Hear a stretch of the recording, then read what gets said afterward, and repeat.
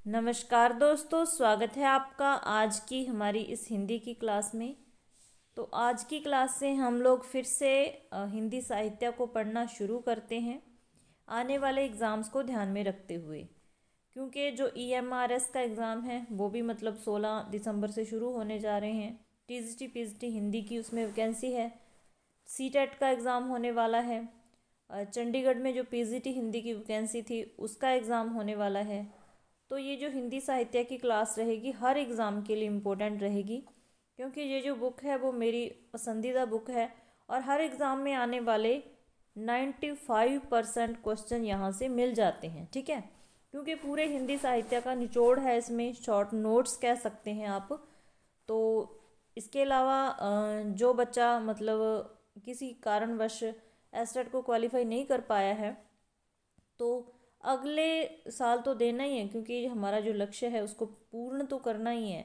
तो उसके लिए भी अपनी तैयारी को शुरू कर सकता है ताकि मतलब हेल्प हो सके, क्योंकि जो एस्टेट का पेपर होता है 1 महीने में कंडक्ट करवा लिया जाता है, फार्म निकलते हैं, फटाफट से पेपर ले लिया जाता है, तो तब पूरी तैयारी नहीं हो पाती, कहीं ना कहीं कमी रह जाती है। तो अभी से ही अपनी आपने तैयारी शुरू कर देनी है, अपने नोट्स बना के रखने हैं फटाफट से, ताकि आप पढ़ते रहो। कोई चीज़ जब हम एक से अधिक बार पढ़ लेते हैं तो अच्छे से याद रह जाती है, फिर भूलती नहीं है। ठीक है, तो शुरू करते हैं फिर आज की हमारी ये क्लास। तो सबसे पहले ये पहली ही लाइन में क्वेश्चन है जो ना जाने कितने सारे एग्जाम्स में पूछा जा चुका है। हिंदी साहित्य के इतिहास लेखन का सबसे पहला प्रयास फ्रेंच विद्वान गारसा दा तासी ने किया था। तो यही प्रश्न बहुत बार पूछा जाता है, ध्यान रखना है। ठीक है, गारसा दा तासी ने अपनी पुस्तक की रचना फ्रेंच भाषा में की। हर एक लाइन में एक क्वेश्चन है। ठीक है, तासी ने अपनी पुस्तक का नाम रखा इस्तवार द ला लिटरेचर एंदुए हिंदुस्तानी। तो ये बुक का नाम दे के पूछा जाता है, ये किसकी है? तो किसकी है? गारसा दा तासी की। किस भाषा में लिखी? फ्रेंच भाषा में। ठीक है, और इतिहास लेखन का पहला प्रयास करने वाले थे गारसा दा तासी। नेक्स्ट है, यह पुस्तक 2 भागों में विभक्त है, जिसका पहला प्रकाशन क्रमशः 1839 में और 1847 में हुआ। तो पहला प्रकाशन कब हुआ इस पुस्तक का? 1839 में। दूसरा कब हुआ? 1847 में। ठीक है, यह ग्रंथ ग्रेट ब्रिटेन और आयरलैंड की प्राच्य साहित्य अनुवादक समिति की ओर से पेरिस में मुद्रित किया गया। तो कहाँ मुद्रित किया गया, किसके द्वारा किया गया, ये याद रखना है। ठीक है, नेक्स्ट है, इस्तवार द ला लिटरेचर एंदुए हिंदुस्तानी द्वितीय संस्करण में 3 भागों में विभक्त हो गया। तो सीधा सीधा प्रश्न बन सकता है कि इस्तवार द ला लिटरेचर एंदुए हिंदुस्तानी किस संस्करण में विभाजित हुआ, कितने भागों में विभाजित हुआ? तो द्वितीय संस्करण में ये विभाजित हो गई और 3 भागों में विभाजित हो गई। ठीक है, जिसका प्रकाशन हुआ था 1871 में। ठीक है, तासी ने अपनी पुस्तक में हिंदी और उर्दू के अनेक कवियों का विवरण अंग्रेजी वर्ण क्रमानुसार किया। तो सीधा सीधा ये प्रश्न भी पूछा जा चुका है एस्टेट में ही कि अंग्रेजी वर्ण क्रमानुसार जो मतलब कवियों का विवरण है वो किसने दिया है? तो गारसा दा तासी ने। ठीक है, गारसा दा तासी के ग्रंथ में कुल 738 कवि हैं, जिनमें हिंदी के केवल और केवल 72 तथा शेष उर्दू के कवि हैं। तो टोटल कितने हैं? 738। ठीक है, हिंदी के हैं 72 और बाकी किस भाषा के हैं? उर्दू के हैं।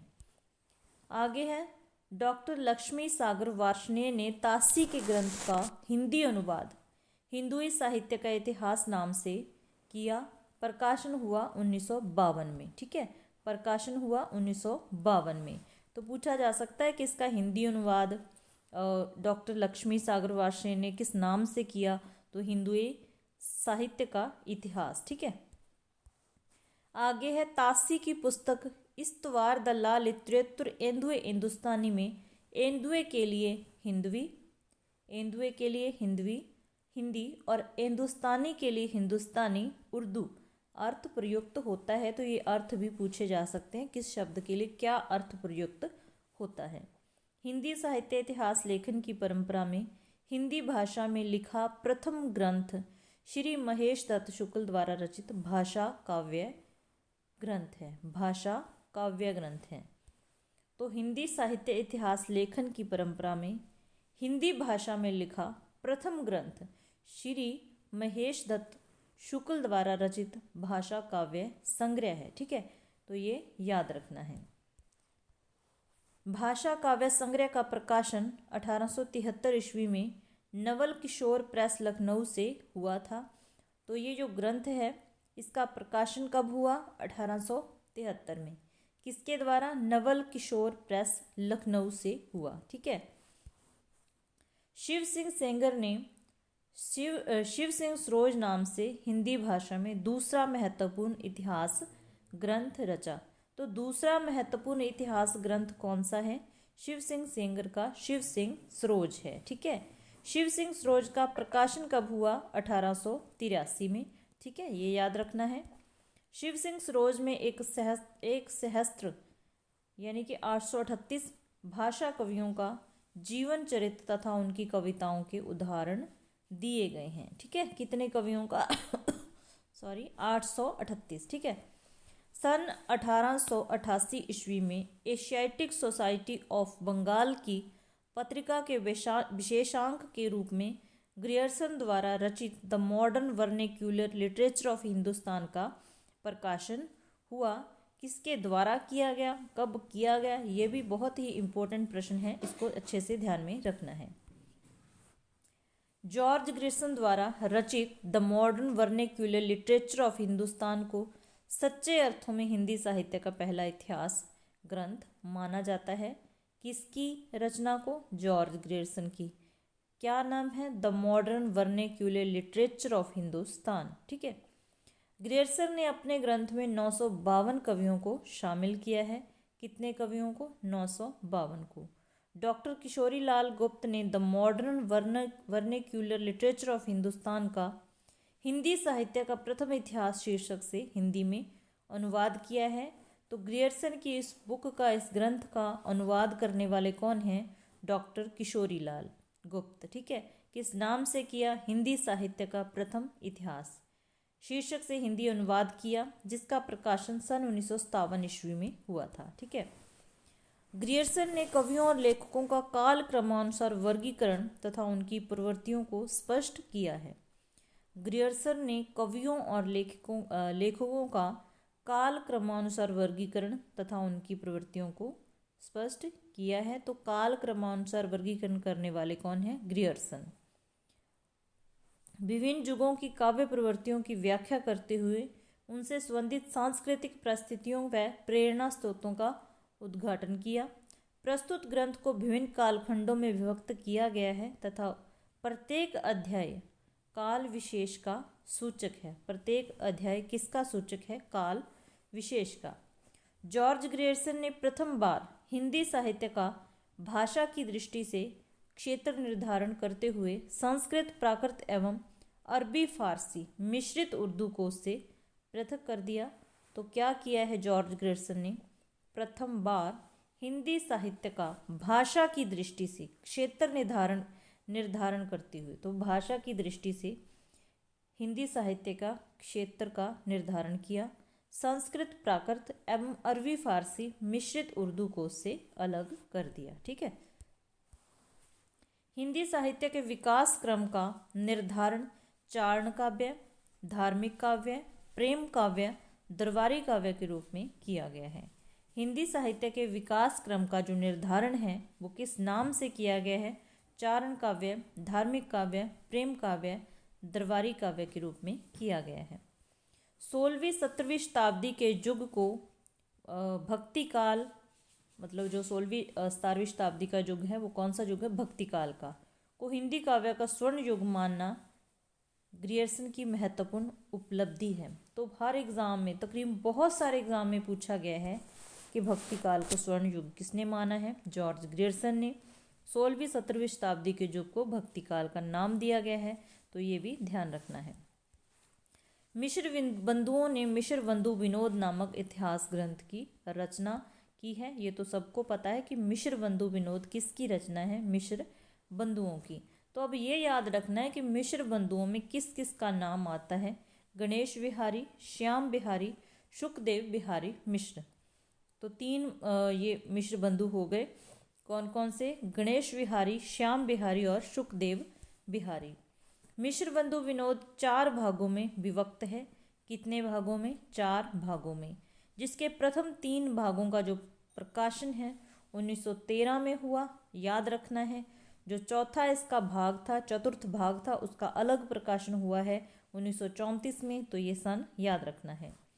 मिश्र बंधु विनोद में 4591 कवियों का जीवन वृत्त वर्णित है।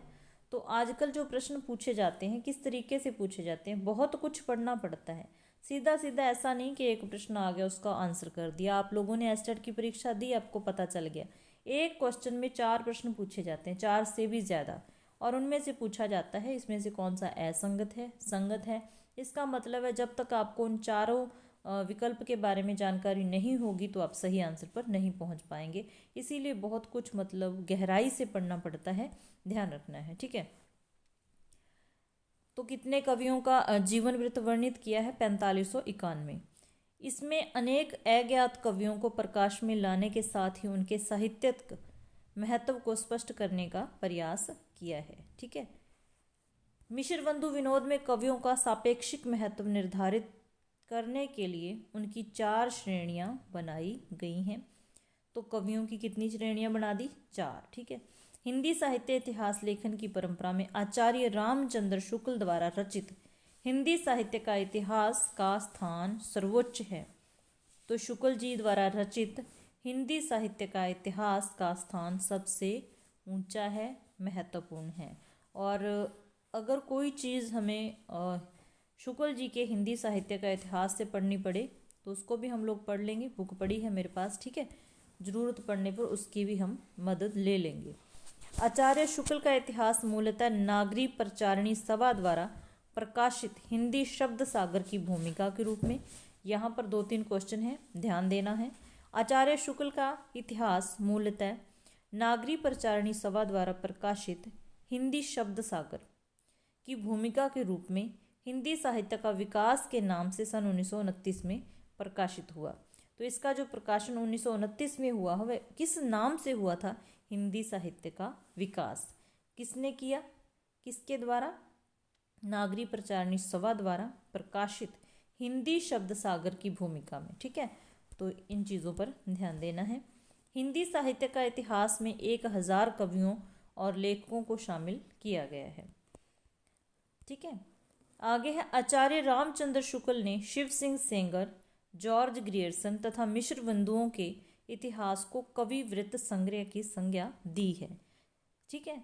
तो कवि वृत्त संग्रह में किन किन कवियों का मतलब इतिहास आता है, शिव सिंह सेंगर, जॉर्ज ग्रियर्सन और मिश्र बंधुओं।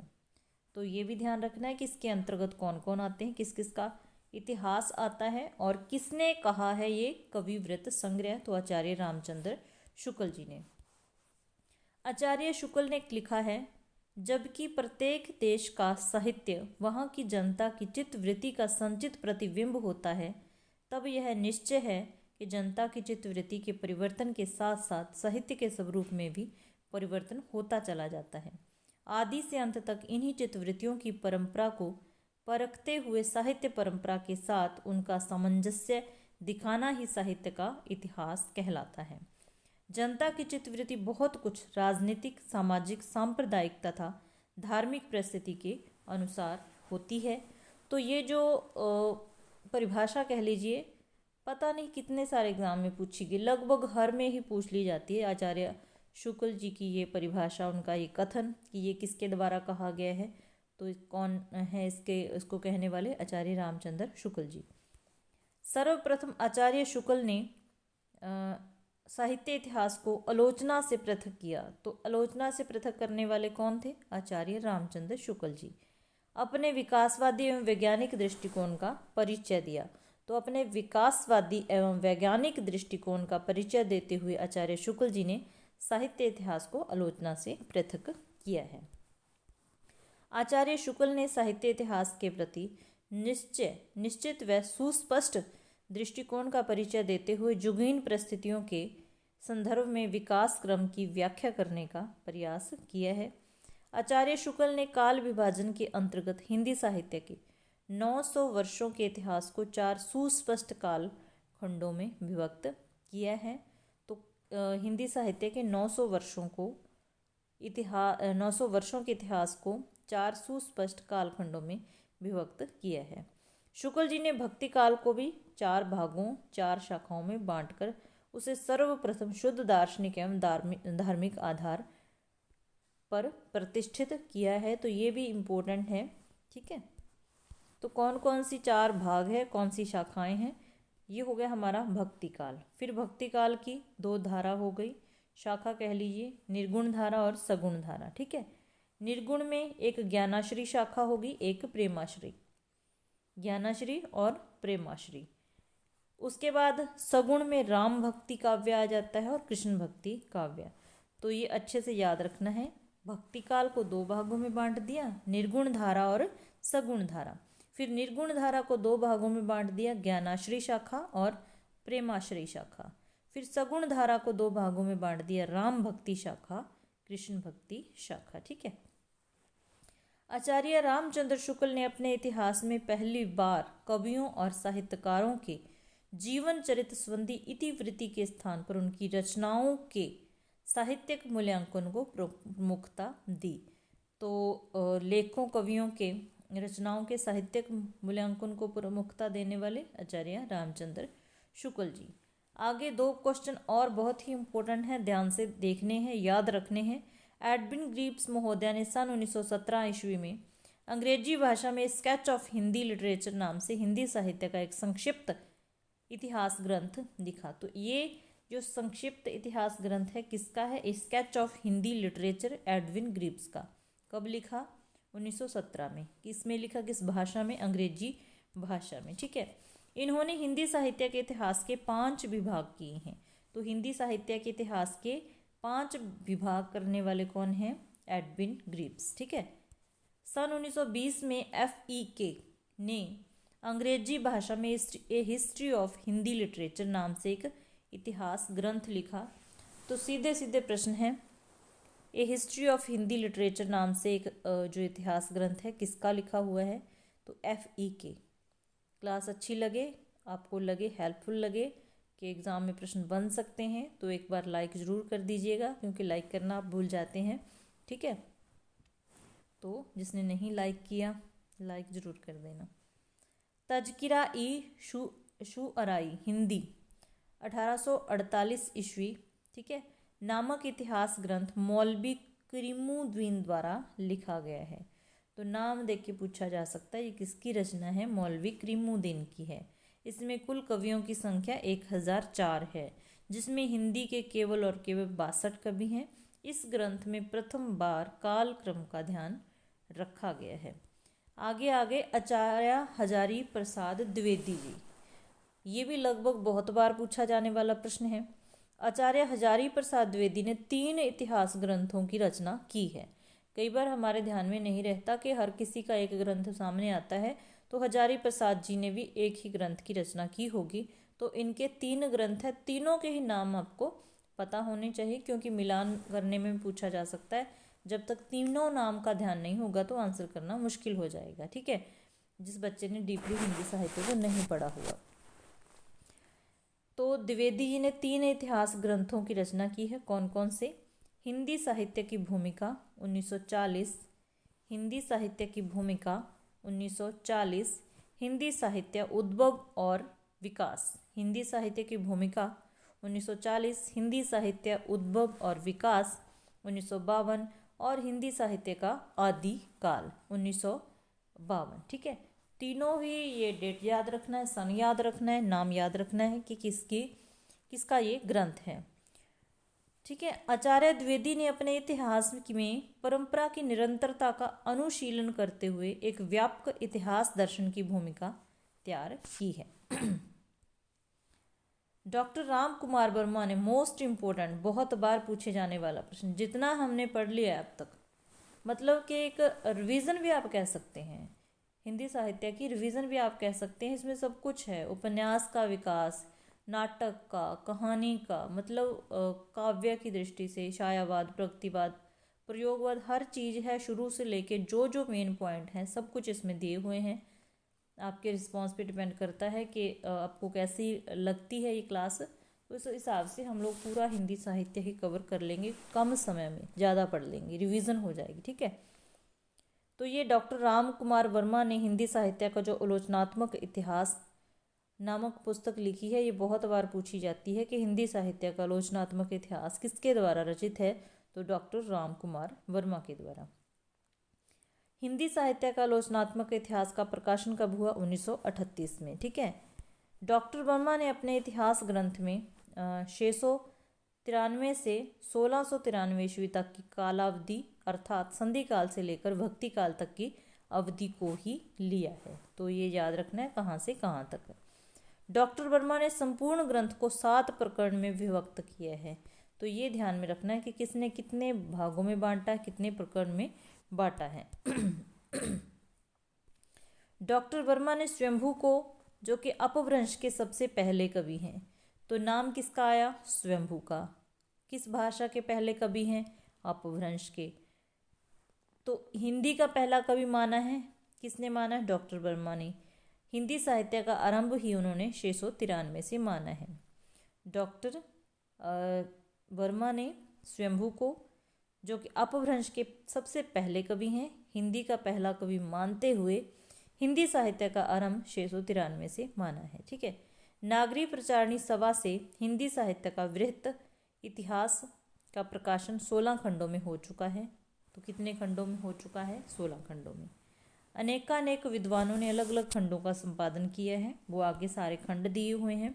उसके बाद जितने भी ये इतिहास हैं, हिंदी साहित्य का इतिहास, हिंदी साहित्य की भूमिका, हिंदी साहित्य का मतलब संक्षिप्त इतिहास, सारे इतिहास के नाम हम नेक्स्ट क्लास में पढ़ेंगे।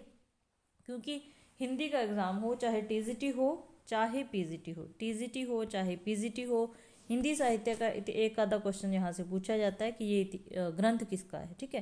तो कल की क्लास में हम आगे पढ़ेंगे। और आज हमारी पहली क्लास है, कोशिश रहेगी कि आगे ज़्यादा पढ़ने की। क्लास अच्छी लगे तो लाइक कर देना, चैनल पर नए हो तो चैनल को सब्सक्राइब कर लेना। हम लोग हिंदी पढ़ते रहते हैं, हिंदी व्याकरण हो, हिंदी साहित्य हो या फिर एनसीईआरटी हो। एनसीईआरटी का बहुत कुछ पढ़ा रखा है मैंने, 6 से लेकर 12 तक की। 11th-12th की तो मतलब बहुत ही करवा रखी है, अगर किसी को ज़रूरत हो तो। मिलते हैं फिर नेक्स्ट क्लास में। क्लास देखने के लिए धन्यवाद।